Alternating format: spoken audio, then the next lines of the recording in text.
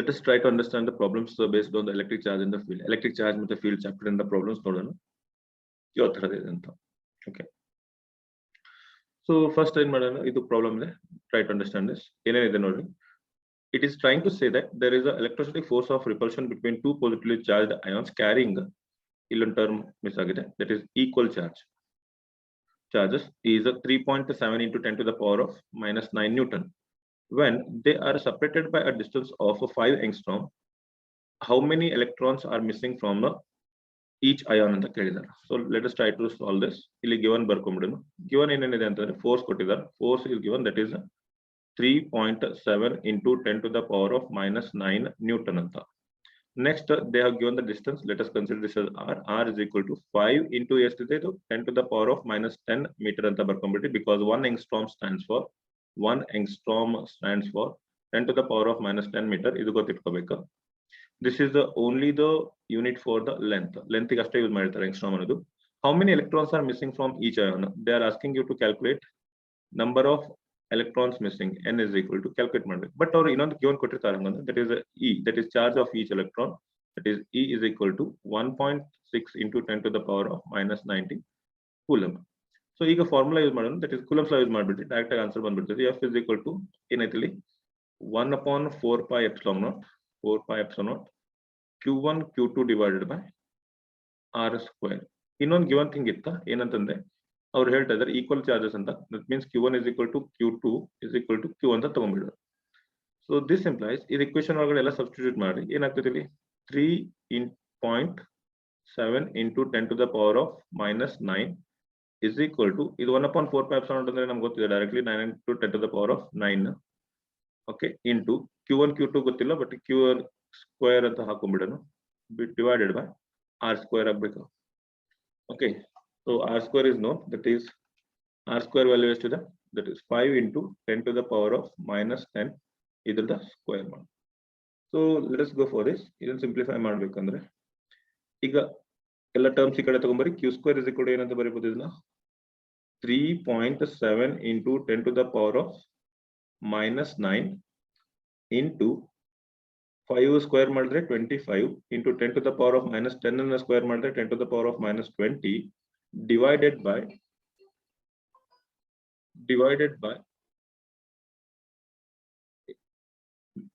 ಏನಾಗಬೇಕು,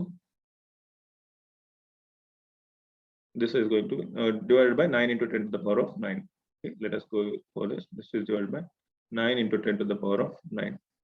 So this implies ನಮಗೆ q square value ಬರುತ್ತಾ, that is q square is equal to 9 ಇಲ್ಲಿ ಏನೇನಿದೆ ನೋಡಿ 2.5 into 9.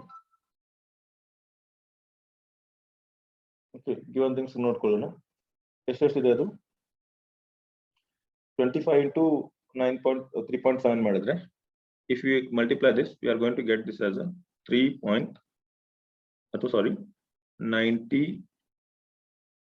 92.5. ಇನ್ನು ಪವರ್ ಟರ್ಮ್ಸ್ ಎಲ್ಲ ನೋಡ್ಕೊಂಡ್ರೆ it is about 25 into 10 to the power of minus 20 minus 9 minus 29 ಆಯ್ತು. ಹಂಗಂದ್ರೆ 10 to the power of minus 29 ಬರ್ಕೊಳ್ಳಿ. divided by 9 into 10 to the power of 9 ಐತಿ. So 9 into 10 to the power of 9.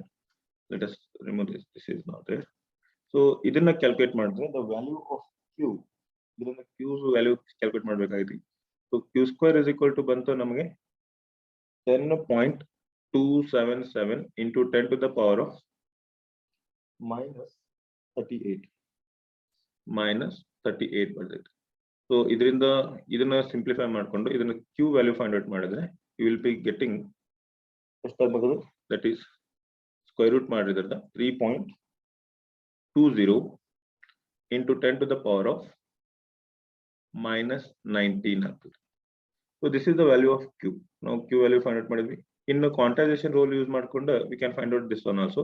That is ಈಗ ಮತ್ತೊಂದು formula use ಮಾಡೋಣ. That is quantisation rule ಒಳಗಡೆ ಏನು ಹೇಳಿದ್ವಿ, q is equal to ne. This implies n is equal to q by e.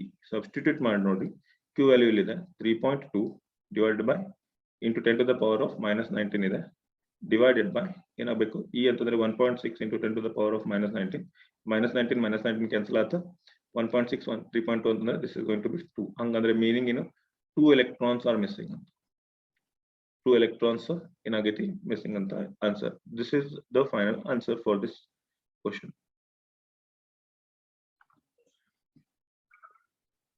Okay, now let us go for the second problem, that is the find the force between two small charged spheres having charges of 2 into 10 to the power of minus 7 coulomb. Or in ಹೇಳ್ತಾರೆ ನೋಡಿ, find the force between two small charged spheres having charges. ಅಂದ್ರೆ ಒಂದರ charge ಕೊಟ್ಟಿದ್ದಾರೆ q1 ಅಂತ ತಗೊಳ್ಳೋಣ.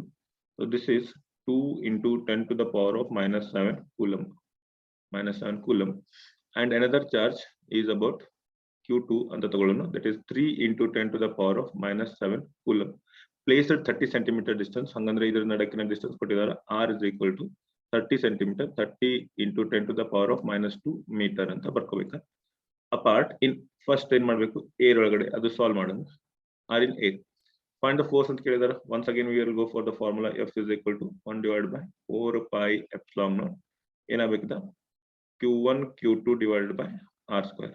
Substitute ಮಾಡಿ ನೋಡಿ, this is going to be 9 into 10 to the power of 9 into q1 ಅಂದ್ರೆ ಎಷ್ಟಿದೆ ಇಲ್ಲಿ 2 into 10 to the power of minus 7 into q2 ಅಂದ್ರೆ ಎಷ್ಟಿದೆ ಇಲ್ಲಿ 3 into 10 to the power of minus 7 whole divided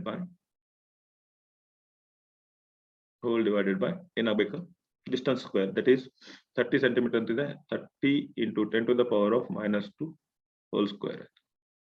This can be written as 9 into 10 to the power of 9, 2 into 10 to the power of 7 ಎಲ್ಲ multiply ಮಾಡಿ 3 2 is 6, 9 6 is we are going to get ಇದನ್ನೆಲ್ಲ substitute ಮಾಡಿ calculate ಮಾಡಿದ್ರೆ we are going to get the answer as 6 into 10 to the power of minus 3 Newton.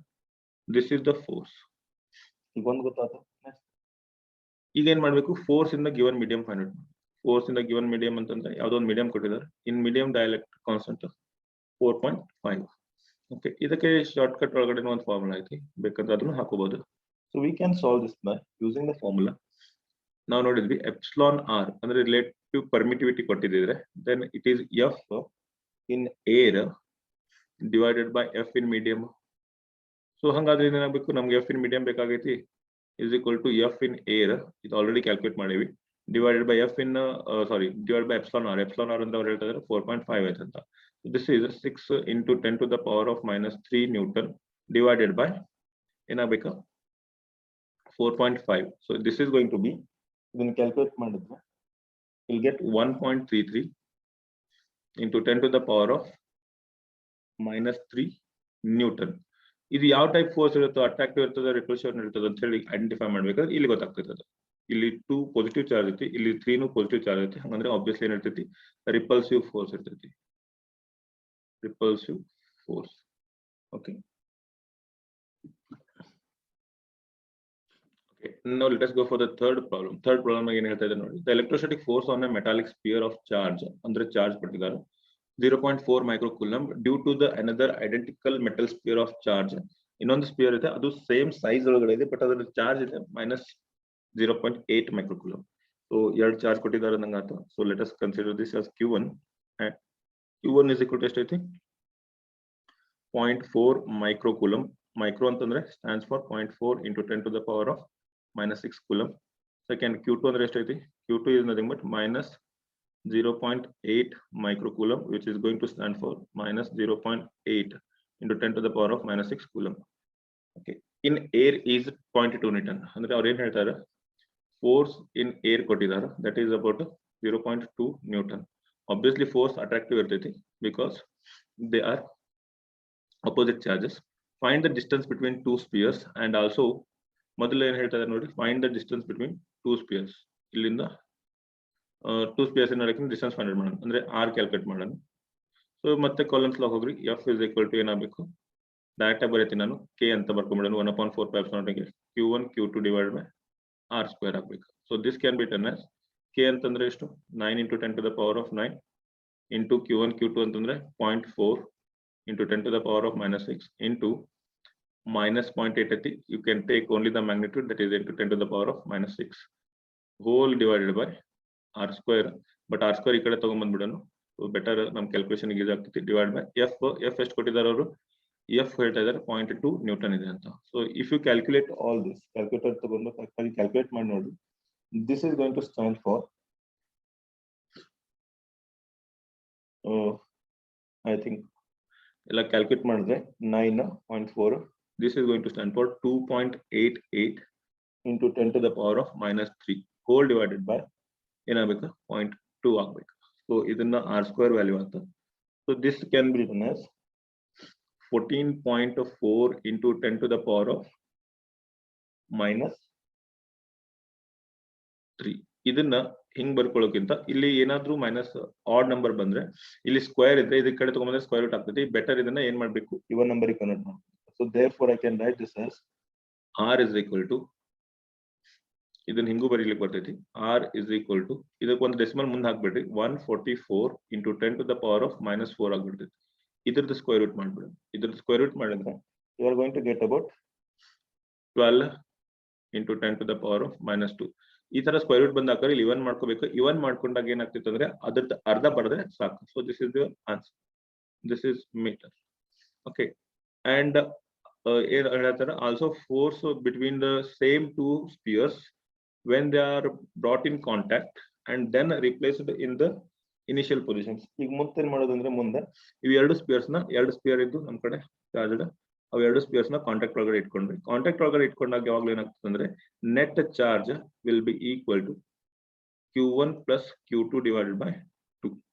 So q1 ಎಷ್ಟಿತ್ತಲ್ಲಿ, ಈಗ sign ತಗೊಳ್ಳೋದು ಬಹಳ important ಐತಿ. 5.4 microcoulomb plus minus of 0.8 microcoulomb divided by 2 ಮಾಡ್ಕೊಡ್ರಿ. So this is going to be minus ಅಂತಂದ್ರೆ -4 ಆಯ್ತು. -4 ಆದ್ಮೇಲೆ -4 microcoulomb divided by 2. So ಇದು ಈಚ್ ಚಾರ್ಜಸ್, ಈಗ ನಮ್ಗೆ ಈಚ್ ಚಾರ್ಜಸ್ ಎಷ್ಟಿರ್ತಾವ ಅಂತಂದ್ರೆ ಡಿವೈಡ್ ಬೈ 2 ಮಾಡಿದ್ರೆ ಅಂದ್ರೆ q1 now is going to be -2 microcoulomb, q2 is now is going to be -2 microcoulomb. ಎರಡು -2 microcoulomb ಅಂತ ತಗೊಳ್ರಿ, ಸಿಂಪ್ಲಿಫೈ ಮಾಡಿ. ಮತ್ತೆ ಏನಾಗಬೇಕು, ಸೇಮ್ ಫೋರ್ಸ್ ಕ್ಯಾಲ್ಕುಲೇಟ್ ಮಾಡಂತ ಕೇಳಾರ. ಈಗ ನಾವು ಡೈರೆಕ್ಟ್ ಫಾರ್ಮುಲಾ ಯೂಸ್ ಮಾಡೋಣ, k into q1 q2 divided by r square. Distance ಅಂತೂ ಇಲ್ಲ ಐತಿ, ಅದ ಹಾಕ್ಬೇಕು. So this can be written as k ಅಂತಂದ್ರೆ 9 into 10 to the power of 9 into q1 ಅಂತಂದ್ರೆ ಎಷ್ಟು, ಎರಡು ಸೇಮ್ ಅದಾವ, ಹಂಗಂದ್ರೆ ಇದು ಆಯ್ತು 4 into 10 to the power of -12. Okay, divide it by ಇದು ಎಷ್ಟೈತಿ 12 into 10 to the power of -2 ಅದರದ ಸ್ಕ್ವೇರ್. ಸೊ ಆಬ್ವಿಯಸ್ಲಿ ಇದರ ಸ್ಕ್ವೇರ್ ಅಂದ್ರೆ ಇಲ್ಲಿ ಇತ್ತಲ್ಲ ಇದೇ ಟರ್ಮ್ ಬರ್ತೈತಿ. Okay, so this can be written as, ಇದನ್ನೆಲ್ಲ ಕ್ಯಾಲ್ಕುಲೇಟ್ ಮಾಡಿದ್ರೆ ನಿಮಗೆ ಆನ್ಸರ್ ಬರ್ತೈತಿ F2 will be, ಅಂದ್ರೆ ಇದು ಹೊಸದು ಏನ್ ಫೋರ್ಸ್ ಬಂತಲ್ಲ ಇದಕ್ಕೆ F2 ಅಂತ ಹೇಳ್ತಾ ಇದೀನಿ. So this F2 will be equal to 0.025 Newton. Is it clear? So this is your final answer. Okay, ಇದನ್ನ ನೋಡಿ ಪ್ರಾಬ್ಲಮ್ ಆಗಿದೆ. 3 identical charges are placed at the following positions on the x-axis. On x-axis ಮೇಲೆ 3 identical charge ಇಟ್ಕೊಂಡಾರೆ. So ಅವ್ರು ಹೇಳ್ತಾ ಇದ್ದಾರೆ ಇಲ್ಲೊಂದು x-axis ಇದೆ ಅಂತ ತಿಳ್ಕೊಳ್ಳಿ. Let us consider this is the x-axis. Okay, ಇಲ್ಲಿ x-axis ಅಂತ ತಗೊಳ್ಳೋಣ, ಒಂದು ಸ್ಟ್ರೈಟ್ ಲೈನ್ ಡ್ರಾ ಮಾಡ್ಕೊಳ್ಳೋಣ. So this is the x-axis. ಇದ್ರೊಳಗಡೆ ಏನ್ ಹೇಳ್ತಾ ಇದ್ದಾರೆ ಅಂದ್ರೆ 3 ಚಾರ್ಜಸ್ ಇಟ್ಕೊಂಡಿದ್ದಾರೆ. ಅದಂದ್ರೆ there are 3 charges. ಒಂದು ಒರಿಜಿನ್ ಒಳಗಡೆ ಇದೆ, x is equal to 0, ಇಲ್ಲಿ x is equal to 0. ಇನ್ನೊಂದು x is equal to 40, ಹಂಗಂದ್ರೆ ಇಲ್ಲೆಲ್ಲ ಇರಬೇಕು x is equal to 40 ಅಂತ ತಗೊಳ್ಳೋಣ. ಇನ್ನೊಂದು x is equal to 120. So ಇಲ್ಲಿ ಇನ್ನೊಂದು ಚಾರ್ಜ್ ಇದೆ. Let us consider this as x is equal to 120 centimeter. So x is equal to 0 ಇದ್ದಲ್ಲಿ ಎಷ್ಟೈತಿ, -3 microcoulomb ಐತಿ. x is equal to 40 ಇದ್ದಲ್ಲಿ ಎಷ್ಟೈತಿ, ದಿಸ್ is 5 -5 microcoulomb ಐತಿ. And x is equal to -3 microcoulomb. x is equal to 0 ಇದ್ದಲ್ಲಿ 2 microcoulomb ಐತಿ. So this is 2 microcoulomb plus 2 microcoulomb ಐತಿ. Okay, ಇದು ಎಷ್ಟೈತಿ, this is plus 2 microcoulomb.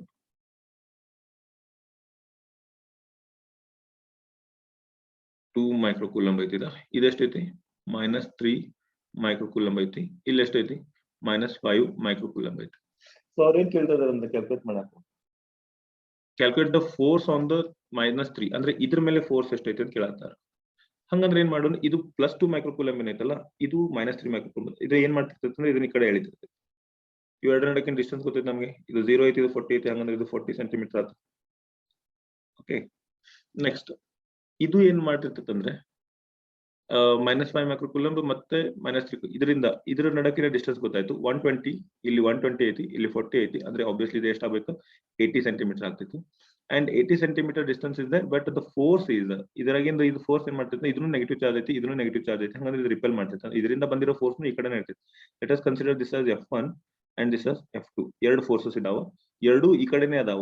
ಒಂದು ಪಾಸಿಟಿವ್ ಚಾರ್ಜ್ ನ ಬಂದಿದ್ದು ನನ್ನ ಕಡೆ ಎಳಾಕತ್ತಿತ್ತ, ಇನ್ನೊಂದು ನೆಗೆಟಿವ್ ಚಾರ್ಜ್ ನ ಬಂದಿದ್ದು ಅದೇನ್ ಮಾಡಾಕತೈತಿ, ತಳ್ಳಾಕತೈತಿ. ಸೊ ನೆಟ್ ಫೋರ್ಸ್ ಏನಾಗ್ತೈತಿ, F1 F is equal to ಏನಾಗಬೇಕು, F1 plus F2 ಆಗ್ಬೇಕು. ಸೊ ಇದನ್ನ ತಲೆ ಒಳಗಡೆ ಇಟ್ಕೊಂಡು ಹೊಂಟ್ಬಿಡೋಣ. ಫಸ್ಟ್ ಏನ್ ಮಾಡ್ರಿ, F1 ಕ್ಯಾಲ್ಕುಲೇಟ್ ಮಾಡ್ರಿ. ಸೊ ಟು ಕ್ಯಾಲ್ಕುಲೇಟ್ F1 ಏನ್ ಯೂಸ್ ಮಾಡೋಣ ಅಂತಂದ್ರೆ, ದಟ್ ಎರಡು ಚಾರ್ಜಸ್ ಯಾವ್ದು ಅದನ್ನ ಯೂಸ್ ಮಾಡೋಣ. That is K into Q1 Q2 divided by R square ಆಗ್ಬೇಕು. ಸೊ R1 ಸ್ಕ್ವೇರ್ ಅಂತ ಬರ್ಕೊಳ್ಳೋಣ. ಈ ಡಿಸ್ಟೆನ್ಸ್ R1 ಅಂತೀನಿ, ಇದಕ್ಕೆ R2 ಅನ್ನ. ಓಕೆ, R1 ಸ್ಕ್ವೇರ್ ಅಂತ ಬರ್ಕೊಳ್ಳೋಣ. So this is going to become K into K ಅಂತಂದ್ರೆ 9 into 10 to the power of 9 into Q1 ಅಂದ್ರೆ ಎಷ್ಟೈತೆ ನೋಡ್ರಿ, that is 2 microcoulomb. 2 into 10 to the power of -6 ಆಗ್ಬೇಕು. ಆಮೇಲೆ Q2 ಅಂದ್ರೆ ಎಷ್ಟೈತಿ, -3 microcoulomb, that is 3 into 10 to the power of -6 ಆಗ್ಬೇಕು. Divided by ಏನಾಗಬೇಕು, R1 square, that is 40 centimetre square. 40 into 10 to the power of -2 ಅದೊಂದು ಹೋಲ್ ಸ್ಕ್ವೇರ್ ಮಾಡ್ಬೇಕು. So this is going to be 9 ಇಲ್ಲಿ simplify ಮಾಡೋಣ. So this can be written as 9 into 10 to the power of 9, 3 to the 6 ಹಿಂಗ್ ಬರ್ಕೊಂಡ್ಬಿಡೋಣ. ಇದು -12, ಇದು 9 ಅಂತಂದ್ರೆ -3 ಆತ. So into 3 to the 6 ಆತ. ಡಿವೈಡೆಡ್ ಬೈ ಇಲ್ಲಿ 40 ಸ್ಕ್ವೇರ್ ಐತಿ, 40 ಸ್ಕ್ವೇರ್ ಅಂತಂದ್ರೆ 1600 ಅಂತ ಬರೀಬಹುದು. So better write 1600 or else ಹಿಂಗ್ ಬರ್ಕೊಂಡ್ಬಿಡ್ತೀನಿ, 40 into 40 into 10 to the power of -4. Okay, so this can be written as, okay ಇಲ್ಲಿ ನೋಡ್ರಿ, can I write this as, calculate ಮಾಡಿದ್ರು ಪವರ್ ಮೇಲೆ ತಗೊಂಡ್ರೆ ಪವರ್ ಒಳಗೆ ಬರ್ತೈತಿ 10 to the power of -4 ಐತಿ, ಮೇಲೆ ತಗೊಂಡ್ರೆ +4 ಆಯ್ತು, +4 -3 ಆಯ್ತು, 1 +1 ಇದೆ. So 9 divided by 40 into 40 into 6 ಐತಿ. So if you calculate this, this is about 54 divided by 1600 ಆಗ್ಬೇಕು. Okay, so 54 divided by 1600 ಇದನ್ನೆಲ್ಲ ಸಬ್ಸ್ಟಿಟ್ಯೂಟ್ ಮಾಡಿ ಕ್ಯಾಲ್ಕುಲೇಟ್ ಮಾಡಿದ್ರೆ we'll get 337.5 into 10 to the power of -3 Newton. This is 337.5 into 10 to the power of -3 Newton. Okay, this is our F1. Okay, ಇದು attractive ಐತಿ, ಅಂದ್ರೆ ಈ direction ಒಳಗಡೆ ಐತಿ. ಇಂದ್ರಿಂದ ಬರ್ತಾ ಇರೋದು ಅದನ್ನು ಹಿಂಗೆ ಐತಿ, ಬಟ್ ಅದು ರಿಪಲ್ಸಿವ್ ಐತಿ ಅಷ್ಟ. ಸೊ ಹಂಗಂದ್ರೆ F2 ಗೆ ಸಾಲ್ವ್ ಮಾಡಿ ಅಂತ ಕೂಡ ಸೇಮ್ ಮೆಥಡ್ ಅಲ್ಲಿ F2 ಗೆ ಸಾಲ್ವ್ ಮಾಡಿ, you substitute the value of all this 9 into 10 to the power of 9. ಈ ಸಲ Q2 Q3 ಮಾಡ್ಬೇಕು. ಸೊ Q2 ಅಂದ್ರೆ ಎಷ್ಟೈತಿ, that is 3 into 10 to the power of -6 into -5 ಐತಲ್ಲ, ಇದಕ್ಕೆ ಬರೀ 5 ಅಂತ ಬರ್ಕೋತೀನಿ, ಮ್ಯಾಗ್ನಿಟ್ಯೂಡ್ ತಗೊಳ್ಳೋನು 10 to the power of -6 whole divided by ಮತ್ತೆ distance square, that is 80 centimetre ಐತಿ, 80 into 10 to the power of -2 whole square ಮಾಡಿ. If you calculate this, your answer will be 211 into 10 to the power of -3 Newton. Okay, ನಮ್ಗೆ resultant force ಬೇಕಾಗಿತ್ತು, ಇಲ್ಲೈತಿ. Then the resultant force is given by F is equal to ಏನಾಗಬೇಕು ನೋಡ್ರಿ, ಎರಡು add ಮಾಡಬೇಕು. So this is 337 into 10 to the power of -3 plus 221 into 10 to the power of -3 is equal to, this is going to become 548.5 into 10 to the power of -3 Newton. So ಇಲ್ಲಿ ನಡಕ್ plus ಬಂದಿದ್ರೆ ನೆನಪಿಟ್ಕೊಳ್ಳಿ, ಇದು common ಬಂದ್ಬಿಡ್ತೈತಿ. Just remove that common and solve this. Okay, and ಇದ್ರ net force ಯಾವ ಕಡೆ ಇದೆ, left side ಇದೆ, ಅಂದ್ರೆ ಟುವರ್ಡ್ಸ್ ಲೆಫ್ಟ್ ಅಂತ ಹೇಳ್ಬೋದು. Towards left, this force is. I hope you understood this.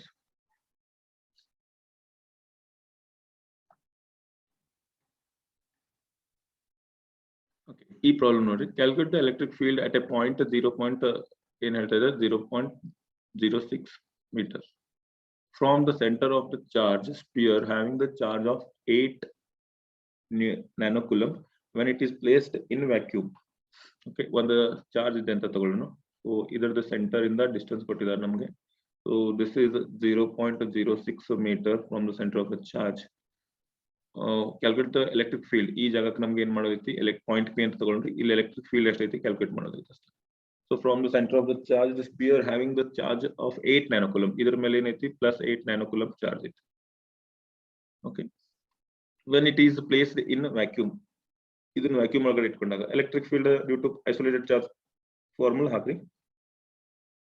Epsilon q1 q divided by ಏನಾಗಬೇಕು r² ಹಾಕ್ಬೇಕು. ಸೊ q ಕೊಟ್ಟಾರ 9 into 10 to the power of 9 ಆಯ್ತು. ಇದನ್ನ q ಬರ್ಕೊಳ್ಳಿ, it is 8 nanocoulomb, 8 into 10 to the power of -9 ಆಯ್ತು, divided by r². Distance ಕೊಟ್ಟಾರ, ಇದು distance ನ ಹಿಂಗೂ ಬರ್ಕೋಬಹುದು, -2 whole square ಅಂತ. ದಟ್ ಈಸ್ ಅಬೌಟ್, ಹೀಗೂ ಬರ್ಕೊಡ್ರಿ, ಬಹಳ ಈಸಿ ಆಗ್ಬಿಡ್ತೈತೆ. ಸೊ ಬೆಟರ್ ಹಿಂಗ್ ಬರ್ಕೊಡ್ರಿ. ಸೊ ಇಲ್ಲಿ ಇದು ಕ್ಯಾನ್ಸಲ್ ಆಗ್ಬಿಡ್ತಾ, ಇದು 10⁻⁻⁴ ಆಯ್ತು. ಕೆಳಗಡೆ ಇದನ್ನ ಸ್ಕ್ವೇರ್ ಮಾಡೋದಕ್ಕೆ ಇದನ್ನ ಮೇಲೆ ತಗೊಂಡ್ರೆ ಇದು 10⁻⁴ ಆಯ್ತು. ಇನ್ನು ಇಲ್ಲಿ 8 ಐತಿ, ಇಲ್ಲಿ 6 ಐತಿ, ಇಲ್ಲಿ 9 ಐತಿ. ಕ್ಯಾಲ್ಕುಲೇಟ್ ಮಾಡ್ಬಿಡಿ ಎಷ್ಟು ಆನ್ಸರ್ ಬರ್ತೈತಿ ನೋಡ್ಬೋದು. So that is about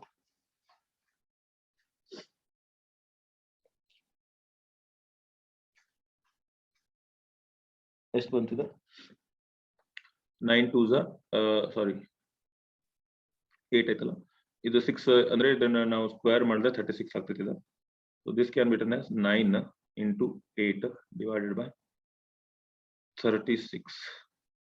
So ಇದನ್ನ ಕ್ಯಾಲ್ಕುಲೇಟ್ ಮಾಡಿದ್ರೆ we'll get the answer, that is E is equal to 4 2s 8, 4 9s 36. 9 9 cancel ಆಗ್ಬಿಡ್ತಾ, ಉಳಿತಷ್ಟಲ್ಲಿ 2 into 10 to the power of 4 Newton per coulomb. Okay, I hope you got this. Next ಏನೈತೆ ನೋಡ್ರಿ, B ಒಳಗಡೆ in a medium of dielectric constant 3. ಈಗ ಇದನ್ನ ಏನ್ ಮಾಡಾಕತ್ತೀವಿ, ಒಂದು ಒಯ್ದ dielectric constant ನಾಗ ಇರಾಕತ್ತೀವಿ, whose medium is 3. Okay, so ಇಲ್ಲಿನೂ ಡೈರೆಕ್ಟ್ ಆಗಿ ಫಾರ್ಮುಲಾ ಯೂಸ್ ಮಾಡ್ಬೋದು ನಾವು. ಎಲೆಕ್ಟ್ರಿಕ್ ಫೀಲ್ಡ್ ಐತಿ, ಅದು ಮಾಡೋಣ, ಇದು ಪಾಯಿಂಟ್ ಚಾರ್ಜ್ ಐತೆ ಅಂತ. ಹಂಗಾದ್ರೆ ನಾವು ಎಪ್ಸಿಲಾನ್ r ಕೊಟ್ಟಾರ ಅವರು is equal to, we can write like this, electric field in air or vacuum divided by electric field in medium ಅಂತ. So electric field in medium is equal to ಏನಾಗ್ಬಿಡ್ತೈತಿ, electric field in air divided by epsilon r ಆಗ್ಬಿಡ್ತೈತಿ. So this is going to be 2 into 10 to the power of 4 divided by 3. 2 by 3 ಅಂದ್ರೆ ಎಷ್ಟು ಆಗ್ಬೇಕು, it is about 0.66 ಬರ್ತೈತಿ. So I hope you got this. You'll get 0.66 into 10 to the power of 4 Newton per coulomb. Okay, I hope you understood this.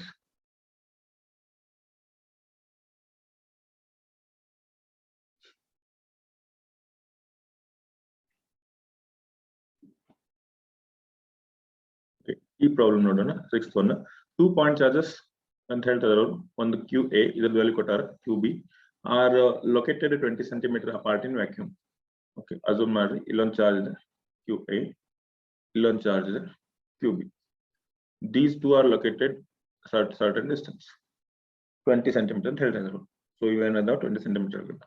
What is the electric field at the midpoint? ಅಂದ್ರೆ ಇದರ midpoint ಅಂದ್ರೆ ಇಲ್ಲೆಲ್ಲ ಬರ್ತೈತಿ. So O ಅನ್ನೋದು ಇದಕ್ಕೆ, O of the line joining the two charges. ಅಂದ್ರೆ ಇಲ್ಲಿ electric field ಎಷ್ಟೈತಿ ನೋಡ್ಬೇಕು. ಸೊ ಎರಡು ಚಾರ್ಜ್ ಎಂತದವ್ ನೋಡಿ, ಮೊದಲು ಒಂದು ಚಾರ್ಜ್ ಪಾಸಿಟಿವ್ ಐತಿ, ಇನ್ನೊಂದು ಚಾರ್ಜ್ ನೆಗೆಟಿವ್ ಐತಿ. ಒಂದು ಚಾರ್ಜ್ ಪಾಸಿಟಿವ್ ಐತಿ, ನೆಗೆಟಿವ್ ಐತಿ, ನೆನಪಿಟ್ಕೋಬೇಕು, ಬಹಳ ಇಂಪಾರ್ಟೆಂಟ್ ರೋಲ್ ಪ್ಲೇ ಮಾಡ್ತೈತಿ. ಸೊ ಡಿಸ್ಟೆನ್ಸ್ ಏನಾಯ್ತು, ಇದರಿಂದ 10 cm, ಇದರಿಂದ ಪಾಸಿಟಿವ್ ಚಾರ್ಜ್ ಇಂದ ಬಂದಿರೋದು ಎಲೆಕ್ಟ್ರಿಕ್ ಫೀಲ್ಡ್, ಇದು ಪಾಸಿಟಿವ್ ಚಾರ್ಜ್ ಇಂದ ತಗೊಳ್ಳೋಣ, 3 microcoulomb. ಇಲ್ಲೇನೈತಲ್ಲ, ಇದು ನೆಗೆಟಿವ್ ಚಾರ್ಜ್ ಐತಿ, -3 microcoulomb. ಈ ನೆಗೆಟಿವ್ ಚಾರ್ಜ್ ಇಂದ ಬರುವ ಎಲೆಕ್ಟ್ರಿಕ್ ಫೀಲ್ಡ್ ಈ ಕಡೆ ಇರ್ತೈತಿ, ಪಾಸಿಟಿವ್ ಚಾರ್ಜ್ ಇಂದ ಬರುವ ಎಲೆಕ್ಟ್ರಿಕ್ ಫೀಲ್ಡ್ ಅದು ತಳ್ಳುವಂತದ್ದು, ಅಂದ್ರೆ ಹೊರಗಡೆ ಈ ಕಡೆ ಇರ್ತೈತಿ. ಸೊ ಎರಡು ಎಲೆಕ್ಟ್ರಿಕ್ ಫೀಲ್ಡ್ ಏನಾಗಬೇಕು, ಈಗ ಆಡ್ ಅಪ್ ಆಗ್ಬೇಕು. So you consider this as E is equal to E1 plus E2. ಇದನ್ನ ಕ್ಯಾಲ್ಕುಲೇಟ್ ಮಾಡಿ ಅಂತ ಹೇಳ್ತಾರ ಅವರು. ಸೊ ರಿಸಲ್ಟೆಂಟ್ ಇದಕ್ಕೆ ಕ್ಯಾಲ್ಕುಲೇಟ್ ಮಾಡ್ಬೇಕು. ಸೊ E1 ಒಂದು ಕ್ಯಾಲ್ಕುಲೇಟ್ ಮಾಡ್ಬಿಟ್ರಿ, E2 ಸೇಮ್ ಇರ್ತೈತಿ. ಯಾಕೆ E2 ಸೇಮ್ ಇರ್ತದೆ ಅಂತಂದ್ರೆ, ಇಲ್ಲಿ 3 microcoulomb ಐತಿ, ಇಲ್ಲಿನೂ 3 microcoulomb ಐತಿ. ಈ ಕಡೆಯಿಂದ ಈ ಕಡೆ ಟೋಟಲ್ ಡಿಸ್ಟೆನ್ಸ್ 20 cm ಆದ್ರೆ ಸೆಂಟರ್ ಗೆ ಬರ್ಬೇಕಂದ್ರೆ ಇಲ್ಲಿಂದಾನು 10 cm ಆಗ್ತೈತಿ, ಇಲ್ಲಿಂದಾನು 10 cm ಆಗ್ತೈತಿ. So the magnitude of E1 and E2 will be same. ಹಂಗೈತ ಇಂಥ ಸಿಚುವೇಶನ್ ಒಳಗಡೆ ಏನಾಗಿರ್ತೈತಿ, ಮ್ಯಾಗ್ನಿಟ್ಯೂಡ್ ಆಫ್ E1 ಮತ್ತೆ E2 ಎರಡು ಸೇಮ್ ಇರ್ತೈತಿ. ಹಾಗಾದ್ರೆ ನಾವು ಬರೀ ಏನ್ ಮಾಡೋಣ ಅಂದ್ರೆ, ಫಸ್ಟ್ E1 ಕ್ಯಾಲ್ಕುಲೇಟ್ ಮಾಡೋಣ.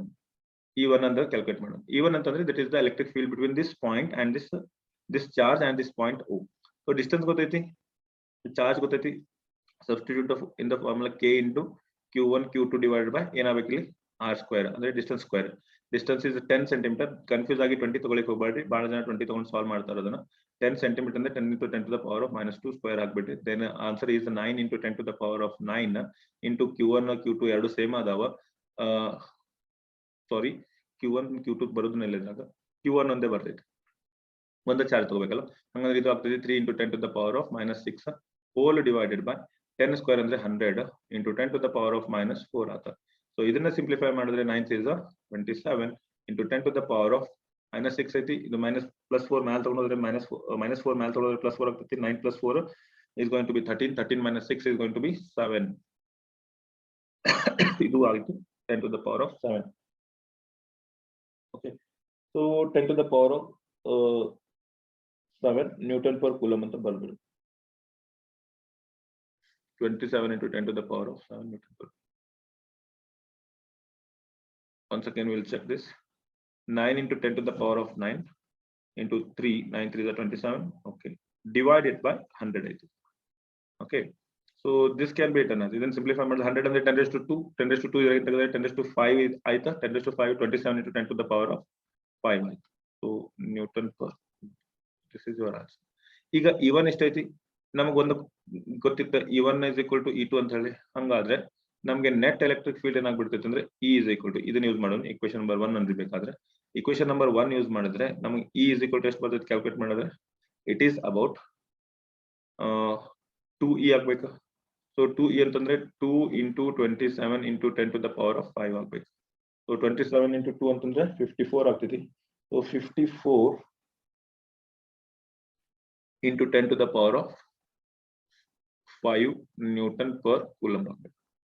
Okay, so ಈಗ ಇದು ನಮಗೆ ಎಲೆಕ್ಟ್ರಿಕ್ ಫೀಲ್ಡ್ ಬಂತು. ನೆಕ್ಸ್ಟ್ ಏನು ಕ್ಯಾಲ್ಕುಲೇಟ್ ಮಾಡಕ್ಕೆ ನೋಡಿ, if a negative test charge of magnitude 1.5 into 10 to the power of -9 Coulomb is placed at this point, what is the, ಅಂದ್ರೆ ಇದ ಪಾಯಿಂಟ್ ಒಳಗಡೆ ನಾವೇನ್ ಮಾಡಾಕತ್ತೀವಿ ಅಂದ್ರೆ ಒಂದು ನೆಗೆಟಿವ್ ಟೆಸ್ಟ್ ಚಾರ್ಜ್ ತಗೊಂಡ್ಬಂದು ಇಟ್ಕೊಳ್ತೀವಿ. ಅದು ಮಾಡೋಣ, ಇಲ್ಲೊಂದು ನೆಗೆಟಿವ್ ಟೆಸ್ಟ್ ಚಾರ್ಜ್ ಇಟ್ಕೊಂಡ್ವಿ, ಇದ್ರದ್ದು ವ್ಯಾಲ್ಯೂ ಕೊಟ್ಟಾರ ಅವರು, ಟೆಸ್ಟ್ ಚಾರ್ಜ್ ಎಷ್ಟೈತಿ ಇಷ್ಟ ಐತಿ. ಹಂಗಂದ್ರೆ ಇದಕ್ಕೆ ಟೆಸ್ಟ್ ಚಾರ್ಜ್ ಅಂತ Q0 ಅಂತ ಬರ್ಕೋತೀನಿ.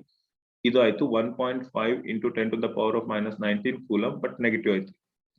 ಸೊ ಇದನ್ನ ತಗೊಂಡ್ಬಂದು ಈ ಪ್ಲೇಸ್ ಒಳಗಡೆ ಇಟ್ಕೊಂಡ್ರೆ, ಈ ಪ್ಲೇಸ್ ಒಳಗಡೆ ಇಟ್ಕೊಂಡ್ರೆ ಏನಾಗ್ತದೆ, it is there is electric field, there is charge, then it must and should experience the force. ಆ ಫೋರ್ಸ್ ಎಷ್ಟೈತಿ ಕ್ಯಾಲ್ಕುಲೇಟ್ ಮಾಡಕ್ಕೆ, ಫೋರ್ಸ್ ಇಸ್ ಈಕ್ವಲ್ ಟು ನಾವು ಹೆಂಗೂ ಬರೀಬೋದಲ್ಲ E into Q ಅಂತ, because E is equal to F by Q ಇತ್ತು. So ಹಂಗೆ ಇದನ್ನ ಬರೀಬಹುದು. E is ಎಷ್ಟು ಕೊಟ್ಟು ಬಂದಿತ್ತು ನಮಗೆ 54 into 10 to the power of 5 into Q ಅಂದ್ರೆ ಎಷ್ಟಾಯ್ತು 1.5 into 10 to the power of -9, it is not 19, 9 ಇದೆ. So -9 ಆಯ್ತು. So this is the force, ಇದು ಫೋರ್ಸ್ ಅಂತ. ಸೊ ಫೋರ್ಸ್ ವ್ಯಾಲ್ಯೂ ಎಷ್ಟು ಬಂತು, ಇದನ್ನ ಕ್ಯಾಲ್ಕುಲೇಟ್ ಮಾಡಿದ್ರೆ will get about 81 into 10 to the power of 10 to the power of ಎಷ್ಟಾಗ್ತದೆ ನೋಡ್ರಿ, 5 ಇಲ್ಲಿ 9 ಅಂದ್ರೆ -4 ನ್ಯೂಟನ್. Okay. Okay, now ಈಗ ಮತ್ತೊಂದು ಕ್ವೆಶ್ಚನ್ ಹೋಗೋಣ. Find the point on the line joining the two charges +2 nanocoulomb, 12 nanocoulomb and +3 nanocoulomb, where the resultant field is 0. ಎರಡು charges ಇದಾವೆ, ಅವ್ರು ಹೇಳ್ತಿದ್ದಾರೆ there are two charges, let us assume that this is Q1 and this is Q. ಇವು ಎರಡು ಚಾರ್ಜಿನ ನಡಕ್ಕೆ ಒಂದು certain distance ಐತಿ. So this distance they have given. Okay, ಇದು ಎಷ್ಟೈತಿ Q1 ಅಂತ ತಗೊಳ್ಳೋಣ, which is equal to 12 nanocoulomb. ಇಲ್ಲಿ Q2 ಎಷ್ಟೈತಿ, this is equal to Q2 ಅಂತಂದ್ರೆ this is going to be +3 nanocoulomb, where the resultant field is 0. ಇದು ಎರಡು ನಡಕ್ಕೆ ಯಾವುದೋ ಒಂದು ಕಡೆ ಒಂದು ಪಾಯಿಂಟ್ ಐತಿ, ಆ ಪಾಯಿಂಟ್ ಒಳಗಡೆ ಏನಾಯ್ತಂದ್ರೆ ಎಲೆಕ್ಟ್ರಿಕ್ ಫೀಲ್ಡ್ 0 ಐತಿ ಅಂತ ಹೇಳ್ತಾರೆ. ಎಲೆಕ್ಟ್ರಿಕ್ ಫೀಲ್ಡ್ 0 ಅಂತಂದ್ರೆ ಮೀನಿಂಗ್ ಏನು, ಇದರಿಂದ ಬರ್ತಾ ಇರುವಂತ ಎಲೆಕ್ಟ್ರಿಕ್ ಫೀಲ್ಡ್ ಈ ಕಡೆ ಹೋಗ್ತಾ ಇದೆ, ಇದರಿಂದ ಬರ್ತಾ ಇರುವಂತ ಎಲೆಕ್ಟ್ರಿಕ್ ಫೀಲ್ಡ್ ಈ ಕಡೆ ಬರ್ತಾ ಇದೆ. ಎರಡು ಕ್ಯಾನ್ಸಲ್ ಆಗ್ಬಿಟ್ರೆ ಅದಲ್ಲಿ 0 ಆಗ್ಬಿಡ್ತೈತೆ. ಹಂಗಂದ್ರೆ ನೆಟ್ ಎಲೆಕ್ಟ್ರಿಕ್ ಫೀಲ್ಡ್ 0 ಅಂತ ಅವರೇ ಹೇಳ್ಬಿಟ್ಟಾರ. ಸೊ ತಲೆ ಕೆಡಿಸ್ಕೊಳ್ಳೋ ಮಾತಾ ಇಲ್ಲ. So final electric field is 0. Distance between the charges is 1.2 metre. ಇವೆರಡು ನಡಕಿನ ಡಿಸ್ಟೆನ್ಸ್ ಕೊಟ್ಟಾರ ಅವರು. So ಇದೈತಿ 1.2 metre. ಓಕೆ, ಇದನ್ನ ಹೆಂಗ್ ಸಾಲ್ವ್ ಮಾಡೋದು ನೋಡೋಣ. Let us first go for this. ಗೆ ಇಕ್ವೇಶನ್ ಮಾಡ್ಬಿಡ. E is equal to ಏನಾಗಬೇಕು, E1 plus E2 ಆಗ್ಬೇಕು. ಓಕೆ, ಬಟ್ ಎರಡು ಪಾಸಿಟಿವ್ ಚಾರ್ಜ್ ಅದಾವು. ಒಂದ್ರದ ಎಲೆಕ್ಟ್ರಿಕ್ ಫೀಲ್ಡ್ ಈ ಕಡೆ ಬರತೈತಿ, ಇನ್ನೊಂದ್ರದ ಎಲೆಕ್ಟ್ರಿಕ್ ಫೀಲ್ಡ್ ಈ ಕಡೆ ಬರತೈತಿ. ಹಾಗಾದ್ರೆ E1 ಅನ್ನ ಪಾಸಿಟಿವ್ ಅಂತ ತಗೊಂಡ್ರೆ E2 ನ ನೆಗೆಟಿವ್ ಅಂತ ತಗೊಳ್ರಿ, E1 2 ನ ಪಾಸಿಟಿವ್ ಅಂತ ತಗೊಂಡ್ರೆ E1 ನ ನೆಗೆಟಿವ್ ಅಂತ. ಯಾಕಂದ್ರೆ ಎರಡು ಅಪೋಸಿಟ್ ಡೈರೆಕ್ಷನ್ ಇರೋದ್ರಿಂದ ಹಂಗಂದ್ರೆ ಇದಕ್ಕೆ ನಾನು ಏನ್ ಮಾಡ್ಕೊಳ್ತೀನಿ ಅಂದ್ರೆ ಒಂದಕ್ಕೆ ಯಾವ್ದಕ್ಕಾರ ಮೈನಸ್ ತಗೊಂಡ್ಬಿಡೋಣ. ಓಕೆ, ಸೊ ಇದು ಮೈನಸ್ ಆಯ್ತು. ಹಂಗಂದ್ರೆ ನಮ್ಗೆ ಇದು ಅಂತ 0 ಕೊಟ್ಟಾರ. So this is going to be E2 minus E1. ಹಂಗಾದ್ರೆ ಇದನ್ನ ಈ ಕಡೆ ತಗೊಂಡು ಹೋದ್ರೆ ನಮ್ಗೆ ಏನಾಗ್ಬಿಡ್ತೈತಿ, ಇದು ಈ ಕಡೆ ಬಂದ್ರೆ so E1 is equal to E2 ಅಂತ ಆಯ್ತು. ಸೊ ಎಲ್ಲಿ E1 is equal to E2 ಇರ್ತೈತಿ ಅಲ್ಲಿ ಎಲೆಕ್ಟ್ರಿಕ್ ಫೀಲ್ಡ್ ಏನಾಗ್ಬಿಡ್ಬೇಕು, 0 ಆಗ್ಬಿಡ್ಬೇಕು.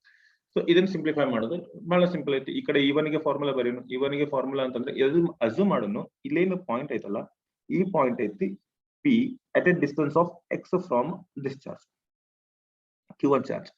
ಈ ಕಡೆಯಿಂದ x ಆದ್ರೆ ಈ ಕಡೆ ಡಿಸ್ಟೆನ್ಸ್ ಎಷ್ಟಾಗ್ತೈತಿ, ಇಲ್ಲಿ ಆಲ್ರೆಡಿ 1.2 ಮೀಟರ್ ಅಂತ ಕೊಟ್ಟಾರ ಅವರು. ಇದು 1.2 ಮೀಟರ್ ಅಂತ ಕೊಟ್ಟಾರ ಅಂದ್ರೆ ಇದು ಆಯ್ತು 1.2 minus x.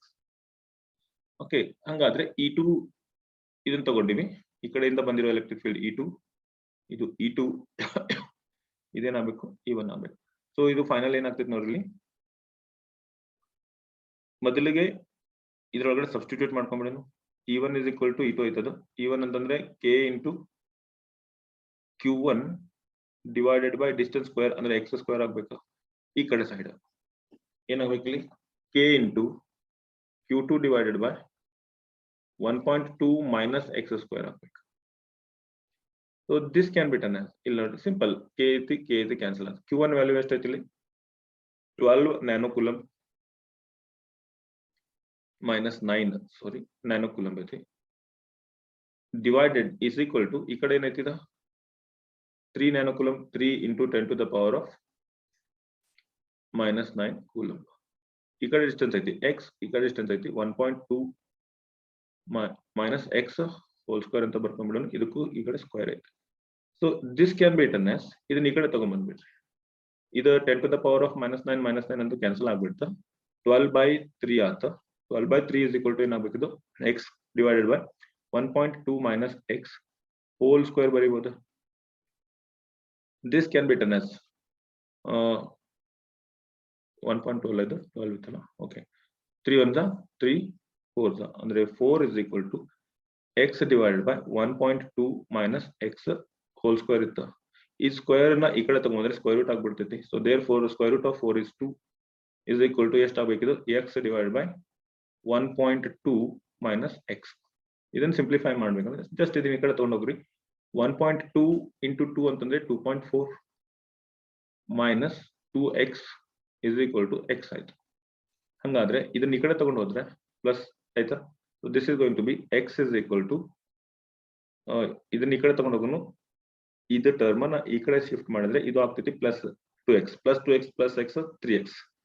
3x is equal to 2.4 ಆಯ್ತು. So x is equal to ಆಯ್ತು 0.8. So 0.8 metre. ಹಂಗಂದ್ರೆ ಮೀನಿಂಗ್ ಇಷ್ಟು, from charge Q1 at 0.8 metre E is equal to 0. ಈ ಕಡೆಯಿಂದ 0.8 ಅಂತ ಆದ್ರೆ ಈ ಕಡೆಯಿಂದ 1.2 ಮೈನಸ್ 0.8 ಅಂದ್ರೆ ಏನಾಗಬೇಕು, ಫ್ರಾಮ್ Q2 ಚಾರ್ಜ್ 0.4 ಮೀಟರ್ಗೆ ಅದು 0 ಐತೆ ಅಂತ. I hope you understood this. ಬಹಳ ಸಿಂಪಲ್ ಐತಿ.